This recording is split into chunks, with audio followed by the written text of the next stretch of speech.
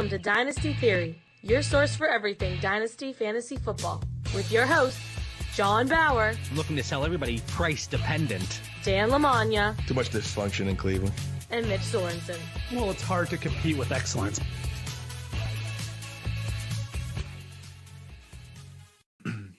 Welcome back, and thank you for joining us for another live episode of Dynasty Theory, a proud member of the Ross Tucker Football Podcast Network. I'm your host, John Bauer. You can find me on Twitter at The Bauer Club. As always, I'm joined by Dan Lamagna, and that's at FF Coach Dan on Twitter. What's going on, Dan? Man, I am stoked today, guys. It's a beautiful day outside. I ran my 5K today for Pancreatic Cancer Group, did my charity work in honor of my dad. Then I get to be with you fine gents and talk to a special guest here tonight that I'm really pumped about. And let me just tell you, I'm going to segue. I'm going to ramble a little bit, JB. There's two books in life that you have to have, all right? When I was an offensive coordinator and coaching, all right, I ran the West Coast offense, and you know, every coach has their own philosophy. And I lived by Bill Walsh's Finding the Winning Edge. And he broke down every piece of an organization, man, from the GM to the management to drafting to scouting to, you know, what you drink in the morning, you name it. So in fantasy football, we all have our strategies and playbooks. And part of my playbook, man, is the Fantasy Black Book. All right. You know, I got the Kindle version here every year since its inception. And, you know, just about a core foundation of strategy. Our guest today, Joey P, is going to tell us all about it. I can't wait. So back to you, JB. So, Dan, you said you ran a 5K today. If I ran 5K, you wouldn't be talking to me for a few days because I'd be knocked out on my couch.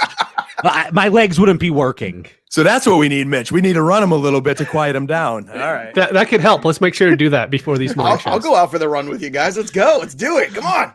I would, but I have something to do that day. I'll take a rain check. But you already heard him. We're also joined by Mitch Sorensen. That's at DynoMC on Twitter. What's up, Mitch? Hey, what's up, guys? And really quick, at the very end of last show, I was talking about a running team whose like running backs are going way underdrafted right now. And it was the Patriots, was the like mystery team that I was talking about. Everything they've done so far. And I think, Joe, you're a fan of the Patriots, right? I am. Before they won Super Bowls, they lost Super Bowls when I was a fan. So I'm not a bandwagon guy. I was there through the Pete Carroll years, the Parcells years, and before. So right. And I mean, if you look at the team now, they still have the great defense.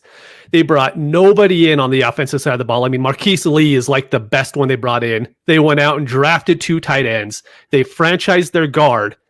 Everything tells me that running game is going to be really good this year, and nobody wants their running backs at all. And with that Sony Michel injury news that came out this week, I'm willing to go buy Sony Michel everywhere now because everybody's going to be scared to have him. Because I'm already getting offers for Damian Harris. I mean, give me Sony Michel at this point.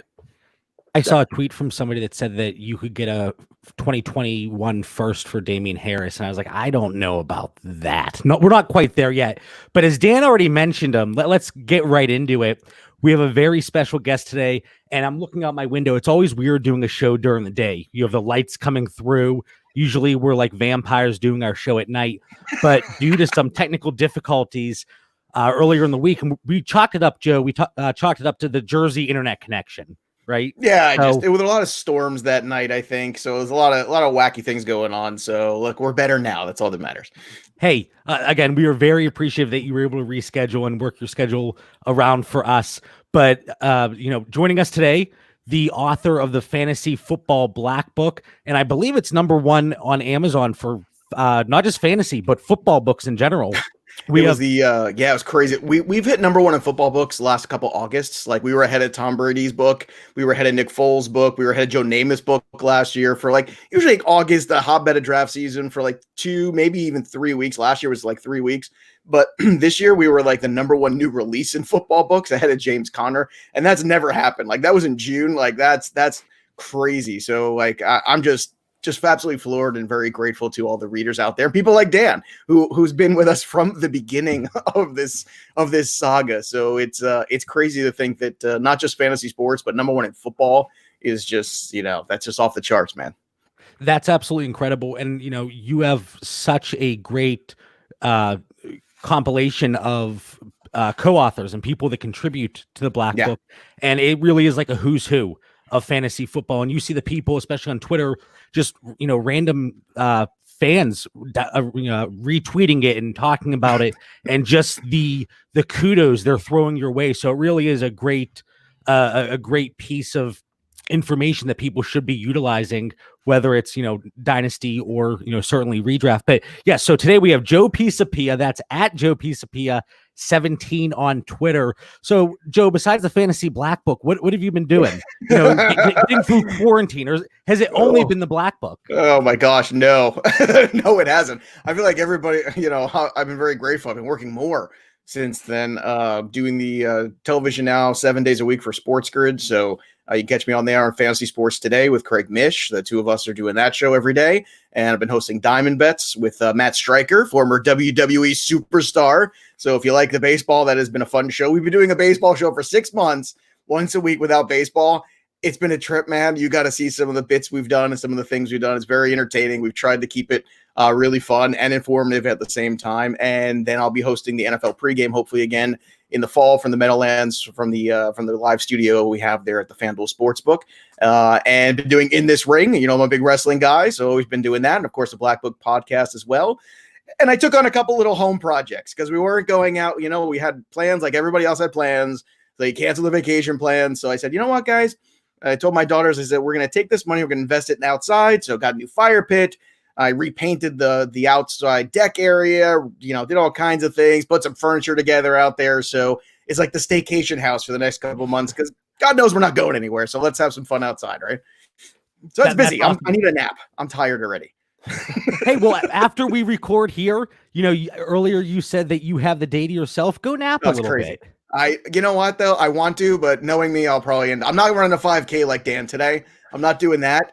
And I miss running. Like, that's the one thing. See, I'm old now, so like the knees don't hold up very well outside running, so I have to be on the treadmill. So missing the gym has been kind of crappy. Like, that's the one thing I'm hoping to reopen in New Jersey eventually. But let me tell you, man, like I'm very lucky to have that team that I have and the support that I have with Black Book too, and getting our editor Tim Heaney back from XFL, who he had left 2 weeks before the baseball book was going to press to. He took a great opportunity with the XFL, and unfortunately XFL, we all know the story of that, but we got Tim back, and that's just added so much to the book. And you mentioned all the different minds and all the different voices, and I want to create a platform for people and realize that, hey, you don't have to go to the big box fantasy stores like ESPN or CBS as other places. There's some great independent people who have great research, great point of view. And I wanted to make the Black Book that I always say it's like the Lord of the Rings theory, right? I want one book to rule them all. So if you're playing PPR, Superflex, Best Ball, high stakes, NFFC, if you're playing whatever dynasty, we've got 100 plus rookie profiles, and we've got college profiles coming up for the kids next year. We've got 100 plus IDP profiles. Like, we do stuff that I feel like nobody does collectively. There's a lot of generic content, and then you add in relative position value, which is kind of the crux of the Black Book. And I think what you end up with is something that's really unique in the space. And I think that's so hard to do nowadays because there's so much good information and so much good opinion.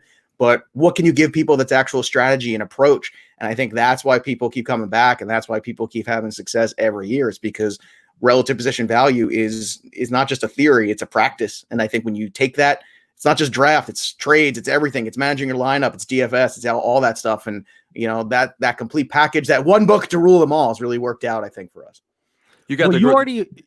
Go ahead, Dan. I just want to say, Joe has the right formula there. I think we talked a couple episodes ago. We've had some really great guests on here, and we talk about different strategies and different philosophies. And, we say to our listeners, it's not necessarily that one strategy is, the ultimate strategy, but just having a plan and something solid gives you a big advantage. Right. And every year when I get the Black Book, we've been grinding for Dynasty for a few months now, Mitch, JB, and I. And then I'm about this point now where I start cheating on those two Dynasty connoisseurs over there, and I start looking at some other formats.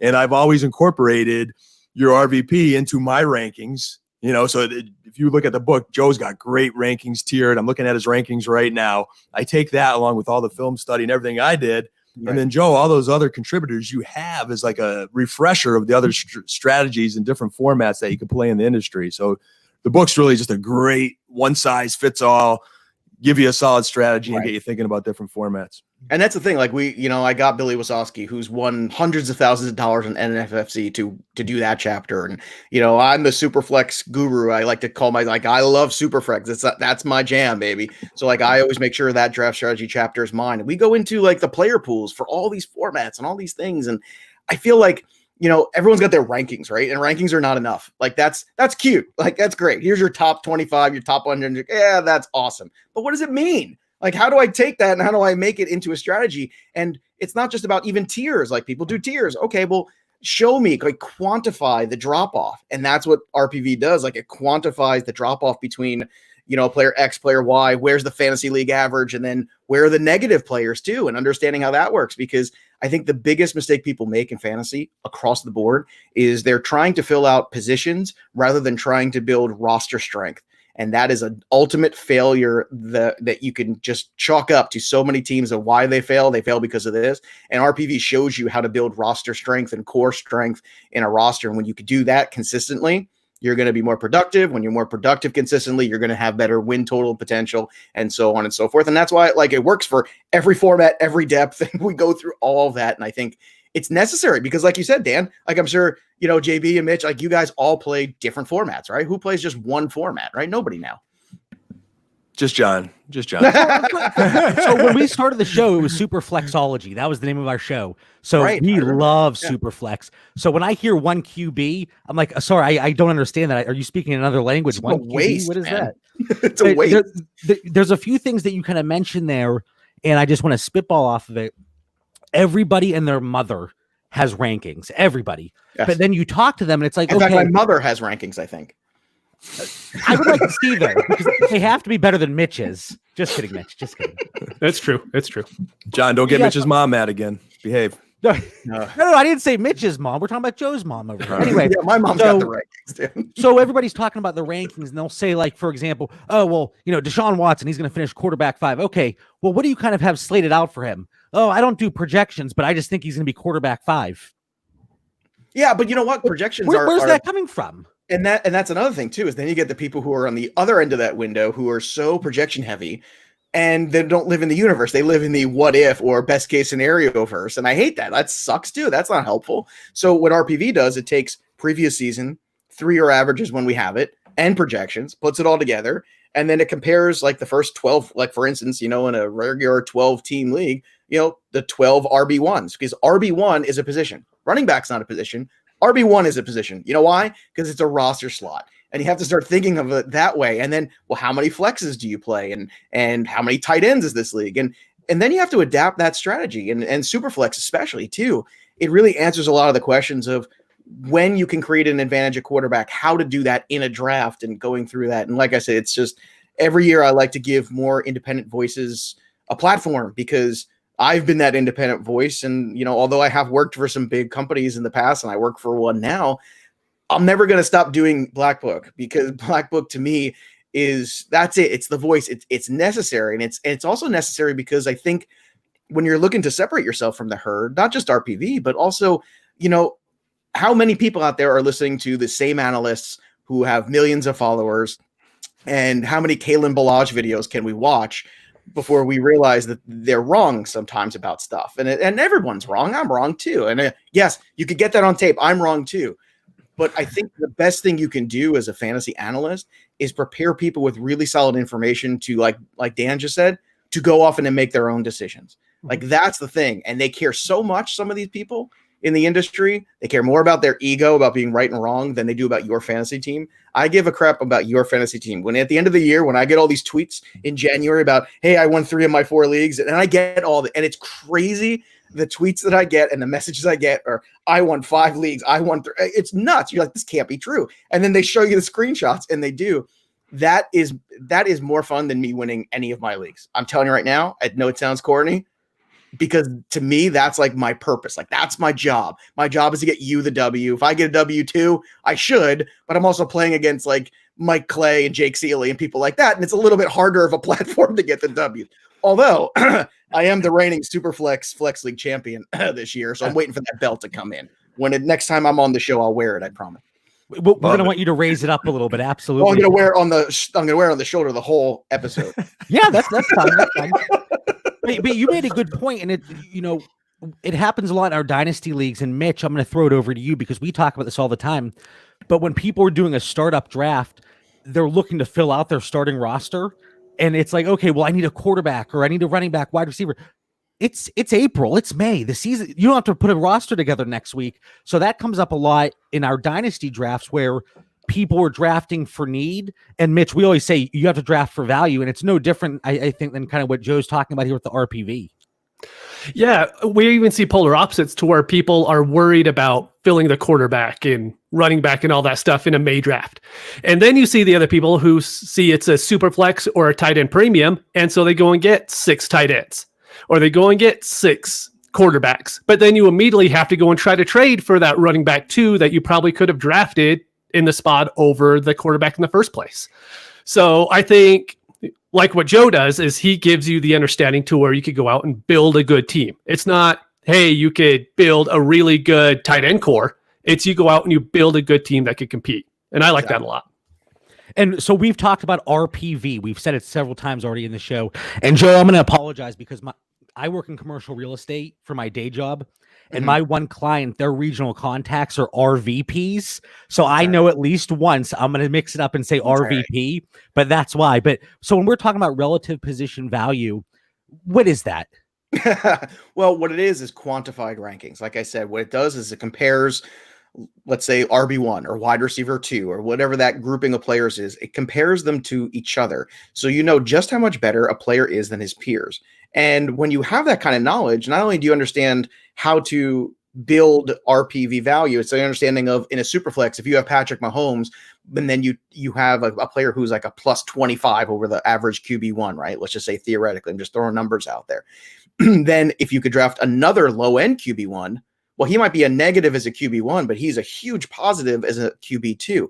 And what you've done is you've created an advantage, a statistical advantage that will show up more often than not every week. And football is hypersensitive. It's not like baseball where you have 7 games a week sometimes. You've got 1 game, 1 week to get it right. And that's why it's so crucial that you can do this, because if you can roll a roster out there every week that's going to be typically more productive, and you can craft it through the draft and free agency and through trades, then all of a sudden you've been able to really raise your level of play. And I think I'll give you, for instance, too, when we talk about, oh, Christian McCaffrey was great last year. Well, how great was he? And you could give all the deep metrics and all that stuff, but the deep metrics, they don't turn into a draft strategy, right? But I've never seen this number in all the years I'm doing RPV, and I put it in the black book because it was so mind-blowing to me.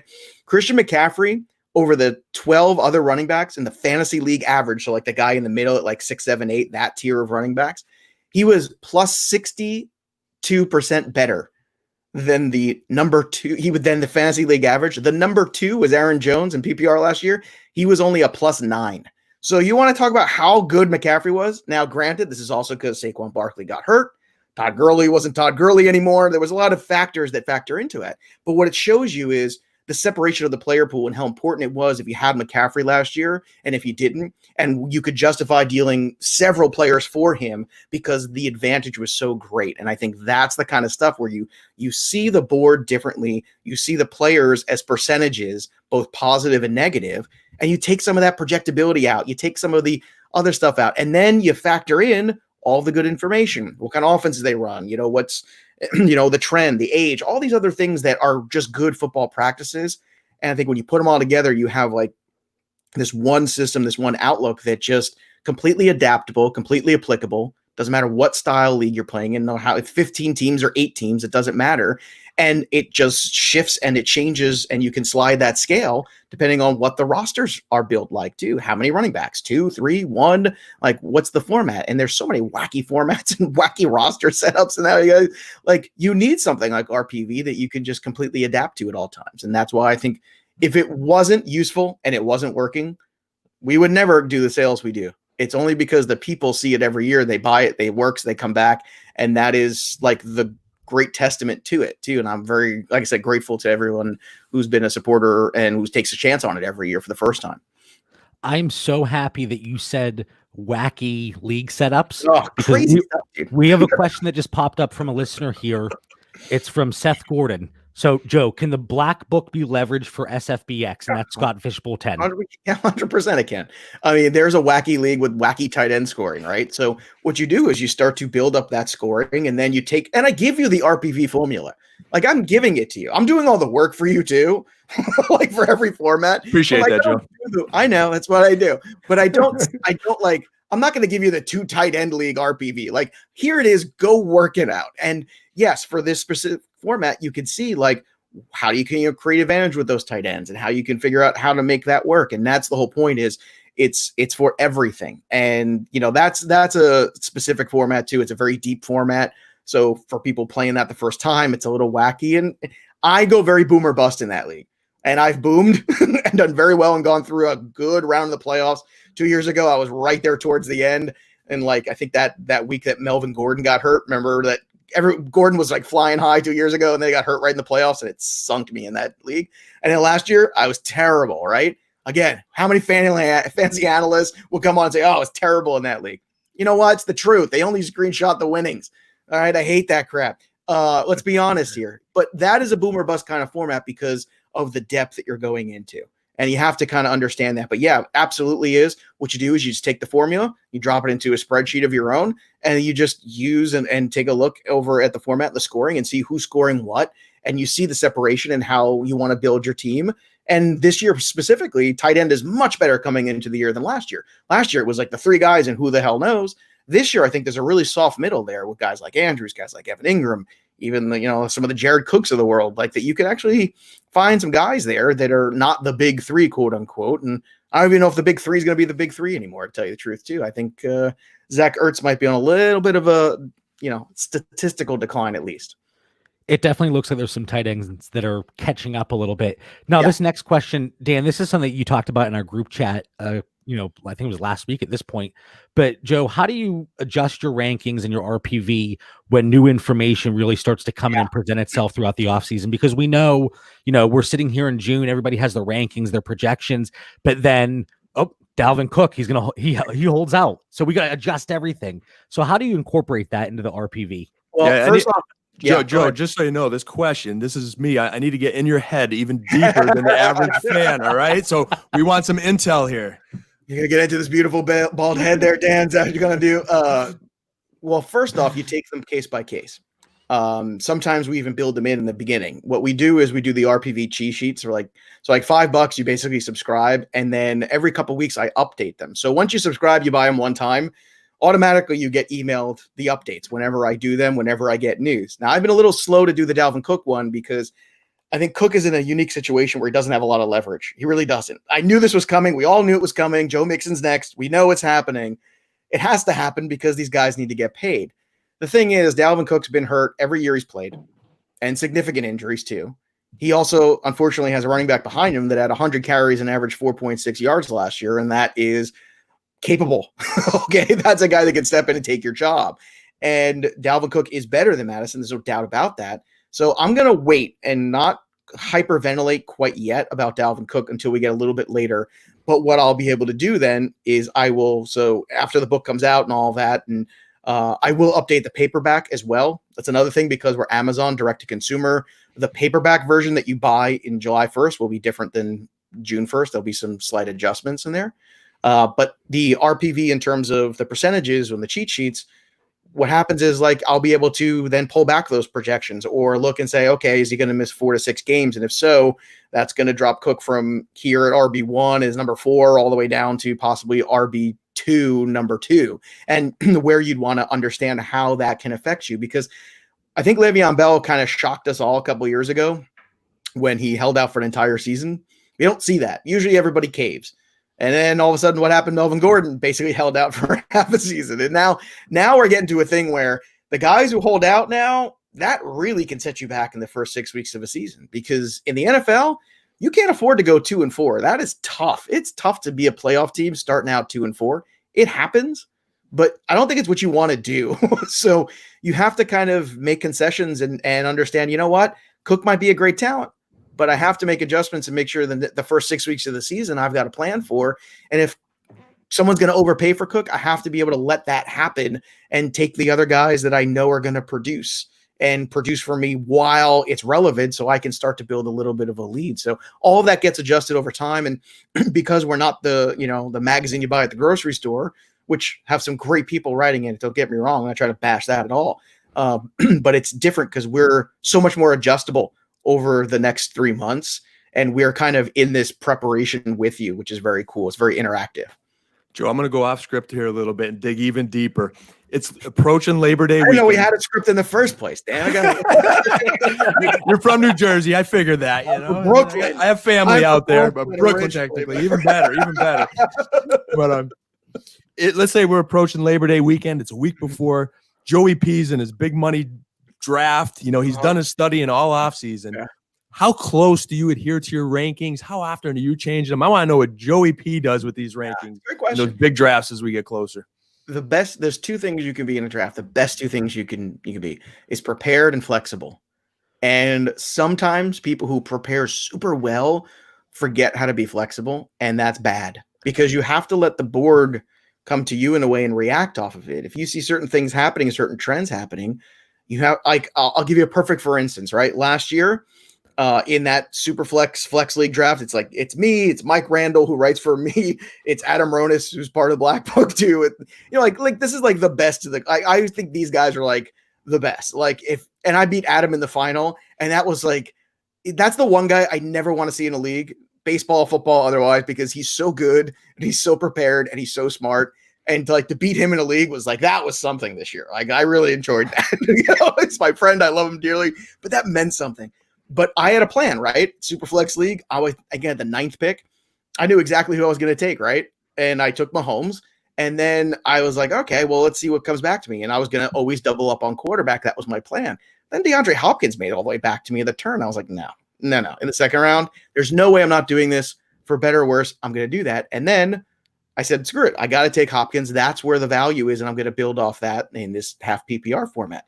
And then ironically enough, quarterbacks lasted, and I got a really good quarterback on the way back on 3. So it's that ability to be prepared but flexible that there's times in a draft, in certain draft slots, that you can kind of steer the wheel of the draft a little bit, especially if you're in the first 3 picks or the last 2 or 3 picks.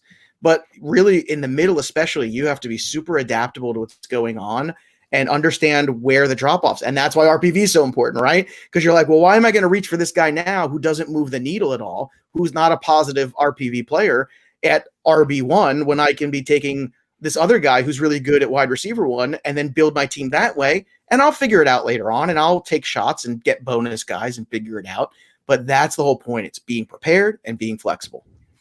And being flexible, I mean, that is something that cannot be preached enough.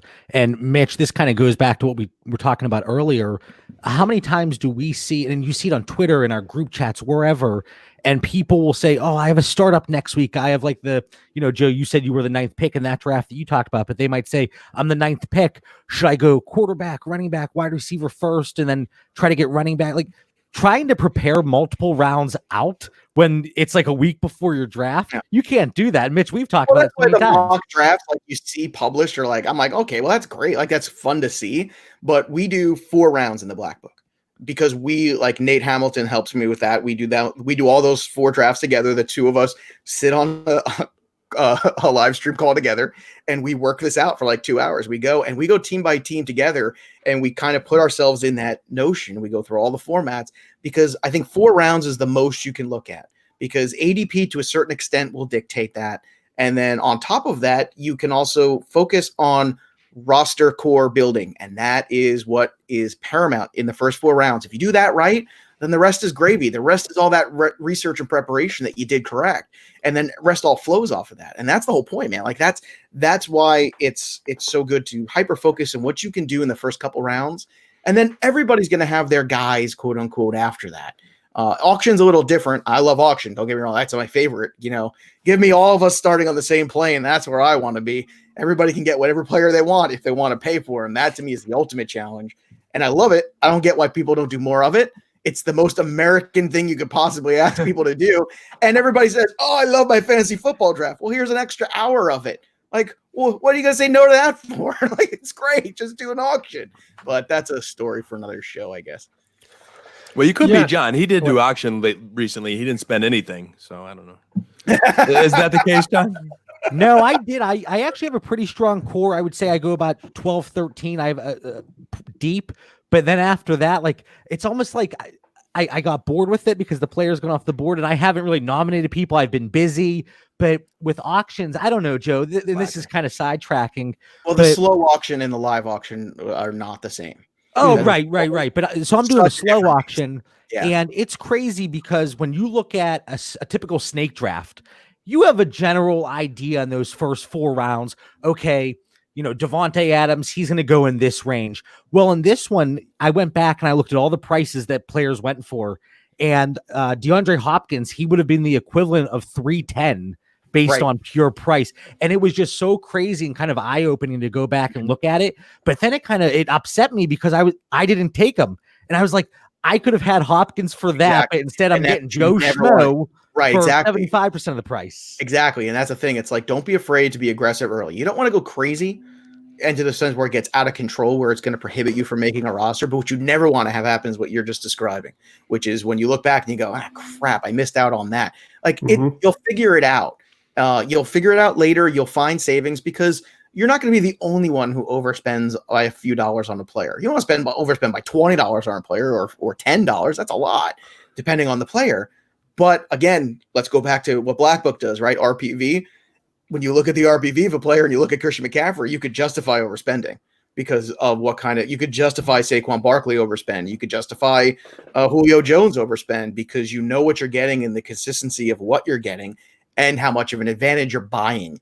Whereas the worst thing you could do is overspend on a player who doesn't have a positive RPV. You do that, those guys who are in the negative at wide receiver 1 or RB1, like, why are you overspending on them? All you're doing is keeping pace at best. And it basically just kind of, I'm sure Dan will tell you this too, it kind of reconfigures your brain of how you approach that, right? Without a doubt. I'm just looking at your rankings now, and I'm thinking if you're in the late first round pick, early second, you're there in the fishbowl, and you're attracted by the DJ Moores or certain receivers, but then you look at the value you could get in Kelsey and the difference between a Kelsey and a Darren Waller and RVP. What an advantage you could gain just by following this book and taking those advantages throughout the draft. Mitch, these early Saturday shows, they're rough for you. You tired? You're a little quiet over there? It's, over here in Utah, it's only 11 o'clock still. I'm not even awake yet. But, we brought up the ADP, and here's something that I think a lot of people don't know when they go into the ADP. If you're drafting on my fantasy league right now, the rookies are included. The rookie drafts are included in that overall ADP for startups. So all the rookies are higher than they're supposed to be. There's other dynasty sites that only use mock ADP, which doesn't really do you a lot because there's no money on the line. People can do whatever they want there. And then there's other leagues where they're doing their ADP based off 2 points for the tight end. So all the tight ends are going to be a lot higher. So if you're just going off ADP and you're not using something like RPV for value, if you're not using it exactly that ADP for that specific setting, it's never going to work in the first place. So I absolutely hate drafting off ADP because most of the time you don't even know where they're getting that ADP from. And especially site to site, like all the projections and like it's so weird site to site, which is and to the inverse of what Mitch is talking about too, or to add on to it even. What you can do is you could basically find loopholes in their ADP as in terms of where the value is on certain players. Like it's just the nature of the beast that in your casual fantasy football leagues, people will be a certain slave to what the board looks like in front of them. And as the draft goes on, you could see huge value potentially in the 5th, 6th, 7th round and on when players are kind of buried on those sites improperly. Meanwhile, they have great statistical advantage opportunity in 2020, like the Deontay Johnsons and Deebo Samuels of the world and guys like that, where you can kind of cherry pick those guys out. Courtland Sutton's another one. Like last year, I had every wide receiving core I had was this is the trio, almost every single team. I'd say 75%, no joke. It was Chris Godwin, it was Cooper Kupp, and it was Courtland Sutton, those 3 guys together. And the reason was, I was like, I get my running backs early typically. I want my number 1 guys who don't share carries, who don't share touchdowns, who keep everything for themselves like only children. And then on top of that, I want to go and I want to find these guys who I think can pretend or at least produce like number 1s on certain occasions. And they're going to have good volume potential and all the other stuff. And all 3 of those guys did. And that strategy, because that's what the player pool looked like in 2020. And so many of those guys were suppressed in ADP on Fantrax, on ESPN, or whatever it is, just across the board. That's how I approached the draft. And it turned out very successfully in a lot of leagues for me. just how you mentioned finding the loopholes and the advantages by people that are buried in ADP. One thing that we talk about, because obviously Dynasty Theory, we talk a lot about Dynasty and the trade calculators that are out there. There's some fantastic polls. They're great resources. They give you good guidelines. But one thing that we always talk about, if we know a league mate uses a specific trade calculator and we know there's a player that their value on there is just completely out of whack, it's like, okay, I know you use this tool to try to gain an advantage, but I strongly disagree. That's kind of it's similar to where you use ADP from a certain site that you can get an advantage. We kind of use the trade calculator in the same sense. Yeah. Oh, look, anything you can do to, skew the system towards you is good. And it takes a lot of work and a lot of attention. We try to do a lot of it in the book too. We kind of do the work for you, like I said, but it's very much, also giving the man a fish, but teaching him how to fish at the same time. And I think that's what we do is we start to retrain your brain a little bit. And what's funny is you'll get a lot of readers, the Black Book, who say, I was kind of doing this in my head, but you basically put it out in black and white to see. And yes, so the good players instinctually are doing some of these things we talk about, but all of a sudden when you quantify it with hard numbers and hard facts and living in the reality instead of projectability, it completely revamps your headspace of how you want to go and approach football drafts. And there's a lot. Look, there are so many great places for content out there. There really are. And there's plenty of room for all these voices. What I'm trying to do is be a unique voice that is more useful than most. Like that is my agenda every year. How do I make this book better? What can I add to it? And this year we added 25 more pages and kept it exactly the same price because 2020 has been a bitch.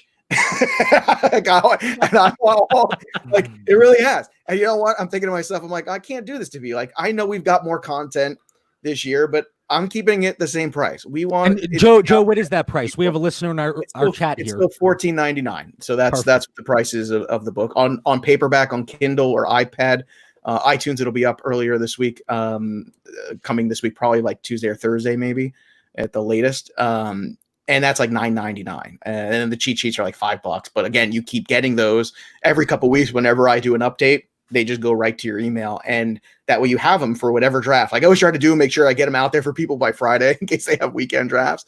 But it's one of those things, man, where you look and say, okay, if I'm making hundreds of dollars of investments in different leagues, what am I doing? Like there's a lot of subscriptions and a lot of stuff like that too, that takes you through the season, but there's a lot of great free content. I know that I do out there in the Black Book Pod and on TV on Sports Grid that you can get a lot of that content. It's what can you do to separate yourself in these 3 months from everybody else in all these drafts so that you're starting off on the right foot, because the draft in football is probably more important than any other sport. Like compared to baseball, there's so many injuries in baseball and so many, back and forths and so many trades and moves and games and streaks up and down. Whereas with the NFL, you have a finite number of weeks here before playoffs come where you can be good.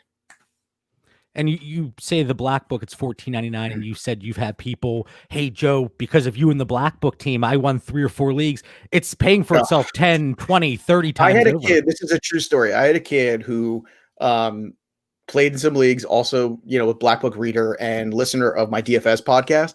He won enough money last year. He took a year off from school and was working and doing some other things, but he had enough money playing fantasy and DFS and hit a couple big tournaments and some other things where he took that money, he was able to go back to school the next semester. Like I read that and you almost want to cry when you read that DM. Like you can't, what I do is really not important at the end of the day. And like, you know what? Kind of is. Like, you know what? Like I saw that and the kid was like, I did all the things and I put it all in there and now I'm going back to school in the fall and I'm moving back and stuff like that. And I won a bunch of money doing this. And I was like, that's tremendous. And I see Seth's question here too about, is it we do update the hard copy. So July is going to be different than June. August will be different than July. Again, not a lot because I don't hyper react like a lot of places do, which is also a bad thing. God, the hyper reactions or overreactions, especially in preseason, or forget about it. But the cheat sheets will update very frequently. They'll update probably 4 or 5 times over the next 3 months. So just keep that in mind if anyone does purchase. I see a couple questions there in the chat too. Yeah, book's worth every penny of it. And I'm not just blowing smoke, Joe. Hey, it's 3 coffees. 3 coffees in a week, right? Hey, I'll take every one of them. Every one of them. Joe, you said you had somebody that made enough money to go back to school. On the other hand, you have people like me through playing DFS. My kids aren't going to be able to go to school. Well, you got to start listening to me and Chris Meany at Line Star.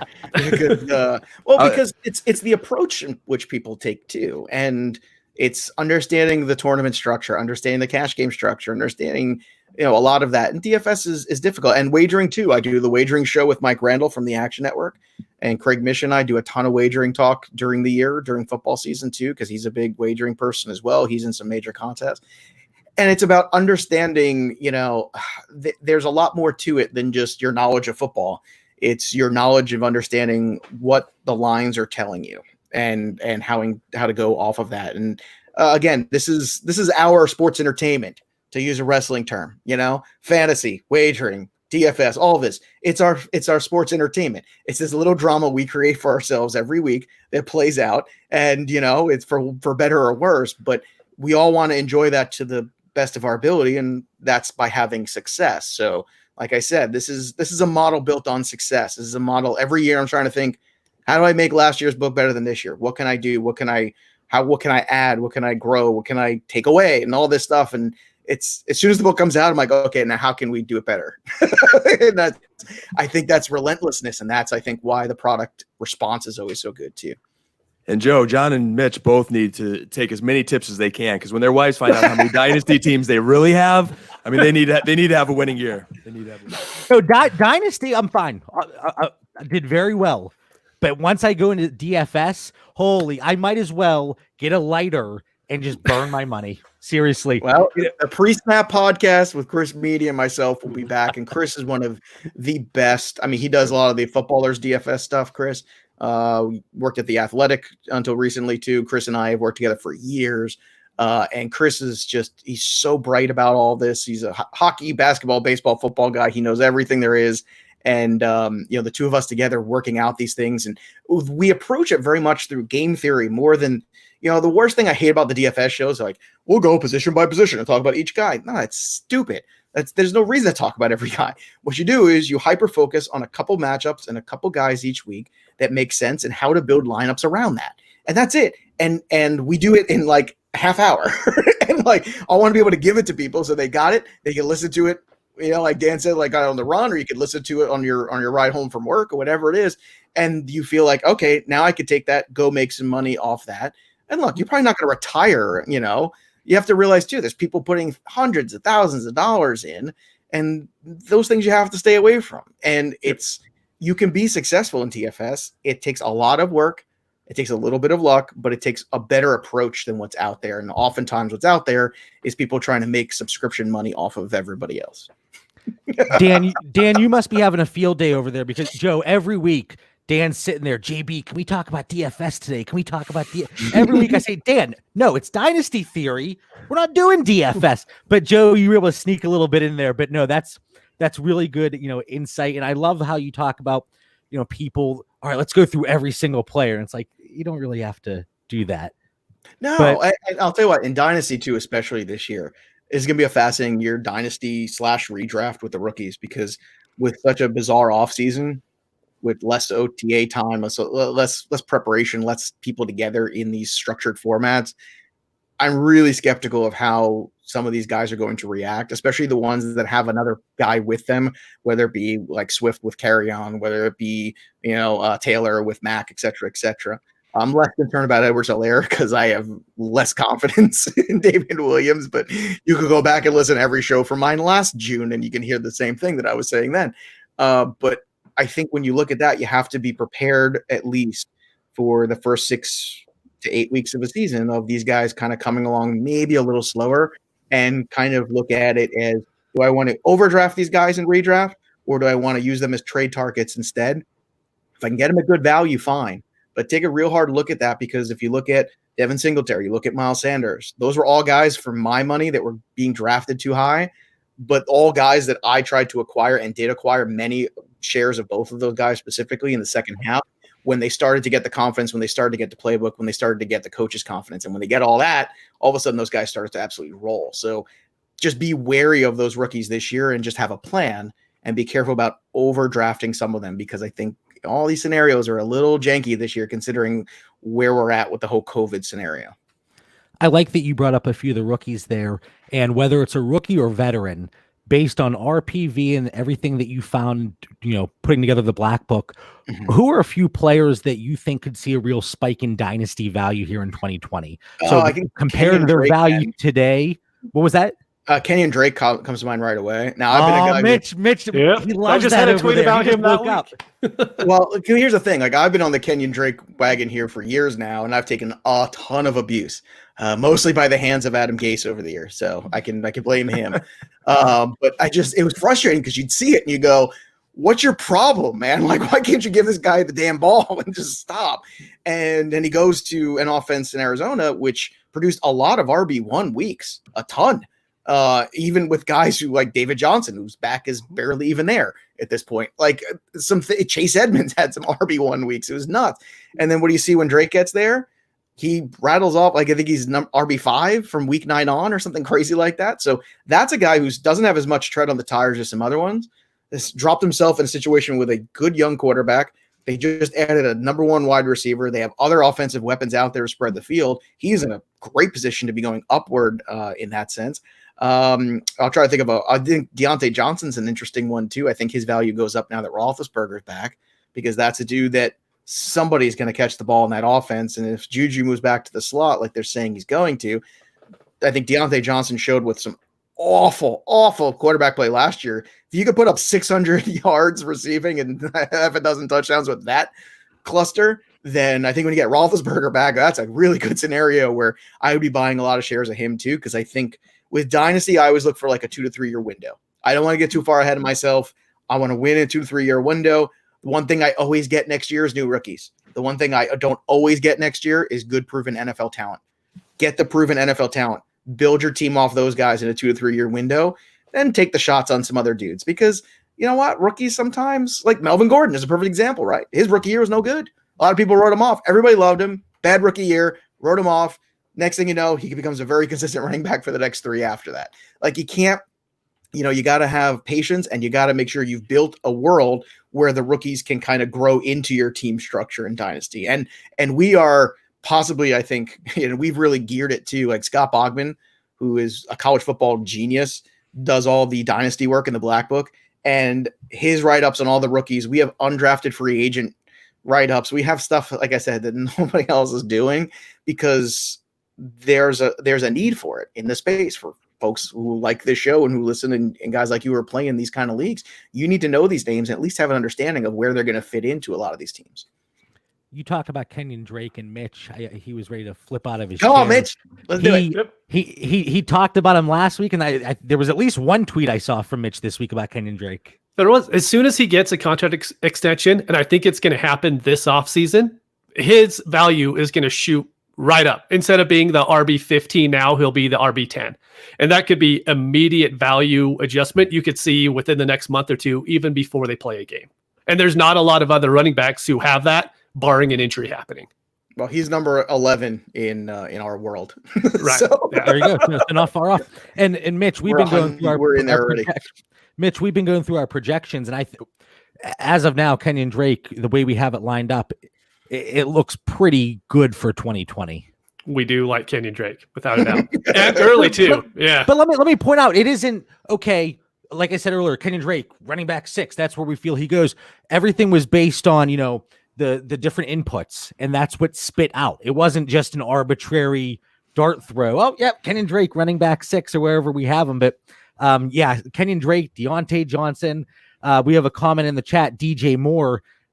I think his value is pretty high as is. His value is high as is. The problem is, what is that offense with Teddy Bridgewater? We don't know yet. See, I have a pretty good understanding what the offense is with Kyler Murray after year 1, and that was only year 1. So we're talking about it's already in a good place to build off of. Whereas Bridgewater, I'm not sure. I know he had some good moments there, but he always had limitations. DJ Moore was actually Matt Franciscovich, who used to work for NFL.com, was a great writer for them, who's now one of the heads of the content at EA Sports for Madden, writes for us. And the last couple of years, he did some of the wide receivers, and DJ Moore was a guy he was all over, just the glowing write-ups. There was a couple, I think it was him and Courtland Sutton. There was a third guy, I can't remember off the top of my head, but there was like a grouping, and he grouped them together. He's like, look, just get these guys on your team. However you got to do it, just figure out a way to do it. And I love DJ Moore, but you do have to say, okay, what's the conversion rate for touchdowns? It's nice they brought in Robbie Anderson, but the problem is, like, I don't know if he's a deep threat, because Bridgewater has to prove he could throw the ball downfield enough to make him that threat. It's good theoretically. I do think the Panthers will be behind. They have a very young defense, which is good in a way because they kind of refreshed it, losing Kuechly. I think they drafted like 6 or 7 guys on the defensive side. All of their picks this year in the draft were on defense. So if you are talking about that, yeah, maybe you got younger and faster, but you're also greener. And I think that's something they're going to get exposed sometimes. And Carolina could have a kind of a tough transition year here. And McCaffrey's still the guy. I love DJ Moore, but DJ Moore is another guy that I always like in DFS because he's undervalued and he's very consistent. So that's again, trying to also in the player profiles in the Black Book, when you read them, we'll say things like, this guy's really a better standard wide receiver. This guy is, as a guy, you know what? I don't know if you want to own him all year, but if you cherry pick a couple weeks in DFS, he could be that's important. That's part of a profile of a player. And I don't feel like anybody writes like that except us, where we dig into that hypersensitive and hyper reactive to a player in terms of like, where is their best spot? Or, some guys don't need it. Like, Saquon's good. Right. It doesn't matter. Right. Right. But there's some guys like Moore that you need to be more specific about. Right. Absolutely. And we're even seeing it. Like I said, we're doing our projections and we have things lined up with, for tight ends, it goes out to even 2 PPR. So it's standard, half PPR, PPR, all the way up to 2 PPR. And you can see the shift between certain players depending on the scoring format. And okay, you might be, tight end or running back 6 here, but you dropped to 12 in this format just because of the scoring changes and how you're going to be utilized. One other question for you, Joe. Who's one player, positive or negative, that really surprised you when going through this year's research? So Mitch and I were going through these projections and we have messaged each other countless times. Wow, we're doing our startups and we never really look at this player.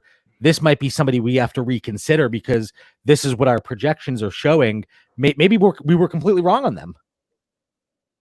Yeah, it's actually a good question. I don't know if you're gonna be wrong or not, but one guy that when you start to dig into what happened last year and what could be this year, both positive and negatively, it's the impact of Kareem Hunt.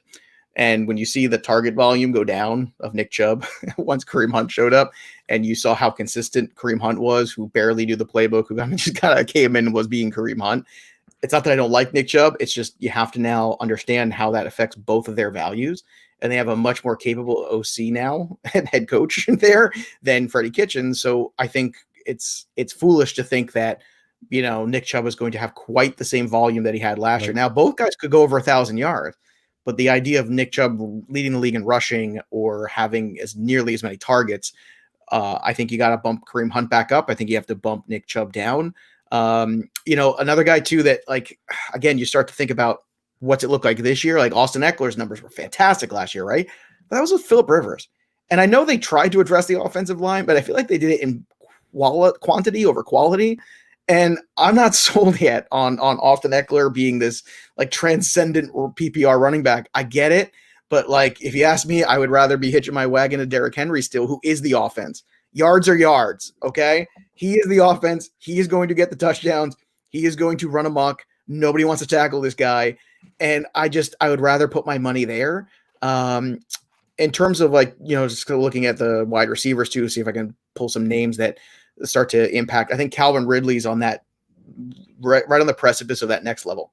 I think that's a guy for me that when I look at Ridley, I feel like, okay, he's a wide receiver too now. And just like last year, that's kind of where Godwin was.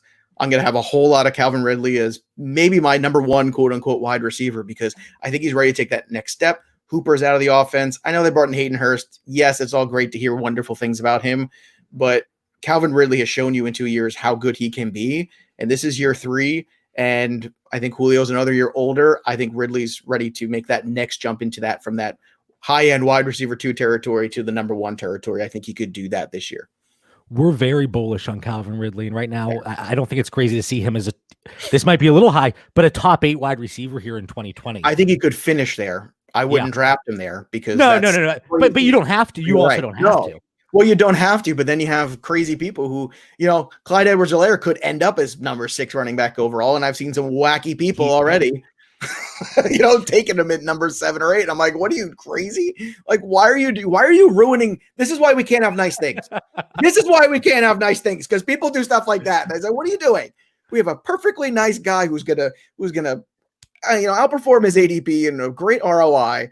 And then next thing you do, we completely blow him out of the water. And I hate that. It's the worst. Right. And you talked about Nick Chubb, and I think the volume's still going to be there from a rushing perspective. But once Kareem Hunt came back last year, his target share dropped to about 6%. And that's not what we want to see from these really high-end running backs. Really good. Like, I know he was in that Chiefs system, and everyone's like, oh, the Chiefs system. Well, look what happened to the Chiefs system, quote unquote, when he left. All right. Let's just put that out there. Okay. Hey, bash Damian Williams one more time, and we're giving you the boot. Him. Because the boy, who else do you want to put into this bag of guys that we just enough already? Like, that's why like Darwin Thompson. Well, you know what? Thompson has talent, but he's not gonna. Now that Hilaire's there, every game I watch with LSU, I used to turn to my cousin who I watch college football with. I was like, man, this guy's he reminds me of McCoy. Like, he's maybe not the best talent all around, but there's something about him. Like, he fights for that extra yard. He fights for that first down. He'll break a tackle. Like, he's that kind of guy. And then when he ended up with Andy Reid, I remember texting Ronas being, all right, you got to check me, because are you as excited about this as I am? That he ended up there. He's like, oh no, I'm right there with you. I said, okay, good. Now I know I'm not crazy. And then 2 weeks later, freaking Sealy has drafted him at number 8 in the athletic mock overall. And I'm thinking to myself, this is why we can't have nice things. Look what you did. You're ruining it for everybody else. We've seen him go in several startups, not mocks, actual dynasty startups in the first round of super flex leagues. So we're throwing 3-4 quarterbacks in there and tight end premium. So you're I want to sign up for all those leagues. I want to be in all of them. Hey, come on over. That's fine. We would love to take part in a league with you. Joe, again, changing your schedule around with that poor Jersey internet connection out there. Again, we really appreciate and had an absolute blast. As if our listeners don't know, let them know where to find you on social media. Let them know more about the Black Book, what other things you're working on throughout the off season. Well, first off, thanks again for having me and reworking around the schedule here with me. I don't know what was going on that night, but this is the world we live in now. Technical difficulties sometimes and some of these streaming services are not great, but I appreciate you having me on. You can follow me on the Twitter machine at Joe Pisapia 17. You can also follow us on Instagram at Fantasy Black Book. And of course, the Fantasy Black Book is out there on Amazon on the paperback version. You can also get the Kindle version as well. And it'll be on iTunes in probably another couple of weeks. But if you don't want to wait, you can get that Kindle for iPad app and just use that. So it's practically the same thing anyway. And of course on Sports Grid, all over there. So Sports Grid's on Zumo, Pluto, and on Roku services now. So a lot of streaming TV, and I host a bunch of shows there, plus the Black Book Pod, plus In This Ring. Look, it's harder to not find me. You're better off trying to just not find me, because it's much easier. Just try to hide from you, right? Just hide from me. I'm going to be somewhere on your timeline, bro. Well, again, thank you so much for changing your schedule around. This was so much fun. Mitch, we're approaching 1 o'clock or noon your time, so maybe you're starting to wake up here, but do you have any final thoughts for our listeners? No, I think this is the first episode we've ever done that I didn't drink during it because it was 11. And I'm like, I'm not going to drink at 11, even though I probably would still be somewhere, Mitch. It didn't so stop now, me. Yeah, as soon as we end, I'm going to go crack one open to make up for it. All right. I like that final thought. Dan, what about you? Just great to finally connect with you, Joe, here and as close to the person, I guess, in this virtual world that's normal. Keep doing what you're doing, man. Love your work. And, for all our listeners out there, get yourself a Black Book, expand your strategy, learn something new this off season. You won't be sorry. Joe, appreciate you, man. Appreciate it, guys. Like I said, so much fun. This is what it's about, man. All of us getting in a room together, talking football. This is what I love to do. And it's it's great to do it with people like you guys who really know what you're talking about too. So it's awesome. I appreciate you having me on. Hopefully we'll come back and talk more this summer. We'll say when, and hopefully the internet will be working again. Sounds great. We love that. You made it very clear about how you feel about Damian Williams. I think this was a big mistake to have you on in the first place. But again, Joe, thank you so much for joining us today. And thank you to all of our listeners for tuning in. Make sure you're following the show on Twitter and Instagram at Dynasty Theory FF. And make sure you subscribe to the YouTube channel, Dynasty Theory. Stay safe, be kind to each other, and have a great day.